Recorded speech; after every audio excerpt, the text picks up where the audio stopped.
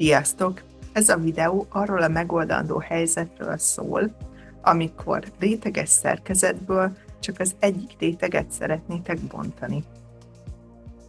Jelen esetben a példányban egy téglafalról szeretnénk a hőszigetelést lebontani. Hát a rossz hírem az, hogy eddig a 27-es archikedig gyárilag ez nincs megoldva, tehát jelenleg réteges szerkezetből nem tudtok bontani egy réteget. De olyan régóta probléma már ez, úgyhogy remélem, hogy már a Graphisoftnál dolgoznak ezen a problémának a megoldásán, mert évről évre, projektről projektre előjön, hogy ez tök jó funkció lenne, nem is értem még miért nincs benne.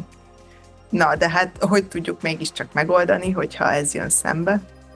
Ugye, hogyha nincs nyílás a falon, nyílások hozzák a legnagyobb gondot, mert hogyha nincs nyílás, akkor egyszerűen csak két falból összerakjátok. Csináltok egy megmaradó falat, és csináltok egy bontandó falat. Ugye itt a kis átépítési palettán láthatjátok, hogy milyen átépítési állapotban van.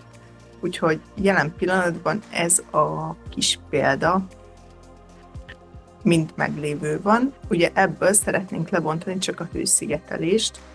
Ugye két fal esetén ugye az alsó meglévő marad, a szigetelés pedig bontandó van, és ez két külön fal. Ugye, hogyha egynél több nyílás van, ugye ez nem tud opció lenni, mert senki nem tud ennyi üres nyílást berakni a falba, meg ezeket nyomon követni. Úgyhogy azt javaslom ilyenkor, hogy csináljatok egy bontandó hőszigetelés építőanyagot.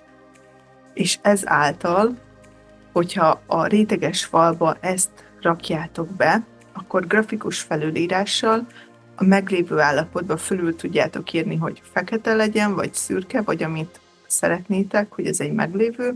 Majd amikor bontási tervet csináltok, ugye akkor tud külön színes lenni, mivel ki tudjátok külön jelölni. Remélem segített a kérdés, találkozunk a következő videóban. Sziasztok!